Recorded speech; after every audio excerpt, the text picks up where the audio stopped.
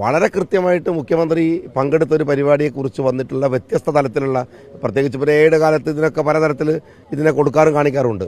അങ്ങനെ വരുന്നൊരു കാര്യത്തെ ഇതിന് കാണിക്കുന്നതിൻ്റെ പിറകിലുള്ള ബേജാറ് അല്ലെങ്കിൽ ഭയം, അതല്ലെങ്കിൽ അതിൻ്റെ ഒരു ധൃതി ഈ സ്വർണ്ണക്കേസിൻ്റെ കാര്യത്തിൽ മുഖ്യമന്ത്രിക്ക് എത്രമാത്രം ഇൻവോൾവ്മെൻ്റ് ഉണ്ട് എന്ന് തെളിയിക്കുന്നതാണ്. മുഖ്യമന്ത്രിയുടെ ഓഫീസിന്, മുഖ്യമന്ത്രിയുടെ പിണിയാളുകൾക്ക് എത്രത്തോളം ഈ സ്വർണ്ണക്കേസിൽ ഇൻവോൾവ്മെൻ്റ് ഉണ്ട് എന്ന് തെളിയിക്കുന്നതാണ് സത്യത്തിൽ അദ്ദേഹത്തിൻ്റെ ഈ ഭയം. വേറൊരു കാര്യം എന്താണെന്ന് വെച്ചാൽ, ഈ സ്വർണ്ണം എന്ന് പറഞ്ഞാൽ ഞാൻ പലപ്പോഴും പറഞ്ഞിട്ടുണ്ട്, സ്വർണ്ണം ഇയാളുടെ ഒരു വീക്ക്നെസ്സാണ്. നേരത്തെ ഇത് നയതന്ത്ര ചാനൽ വഴി കുറേ സ്വർണം കടത്തി.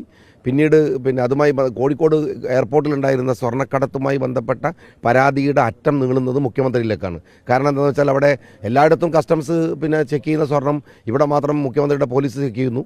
പിടിക്കുന്നത് 10 കിലോ ആണെങ്കിൽ രേഖപ്പെടുത്തുന്നത് 1/2 കിലോ ആയിരുന്നു. എന്നിട്ട് അവസാനം സ്വർണ്ണവേട്ടയുടെ പേരിൽ കസ്റ്റംസ് ഉദ്യോഗസ്ഥന്മാർ പോലും അത് വേണ്ടെന്ന് പറഞ്ഞിട്ടും അത് നടത്തി. അപ്പോൾ സ്വർണ്ണം ഇയാളുടെ ഒരു വീക്ക്നെസ്സാണ്. അത് അമ്പലത്തിൽ കണ്ടാലും എടുക്കാൻ നോക്കും, അതല്ല നയതന്ത്ര ചാനലിൽ കണ്ടാലും എടുക്കാൻ നോക്കും എന്ന് പറയുന്ന ഒരു ഗവൺമെൻറ്റാണ് ഇവിടെ ഉള്ളത്. അതിൻ്റെ ഭയമാണ് ഒരു പക്ഷേ ഈ അറസ്റ്റിൻ്റെ ഒക്കെ പിറകിലുണ്ടാകുന്നത്. ഞങ്ങളതിനെ അതിൻ്റെതായ ഗൗരവത്തിൽ തന്നെ UDF അതിനെ നേരിടുകയും ചെയ്യും.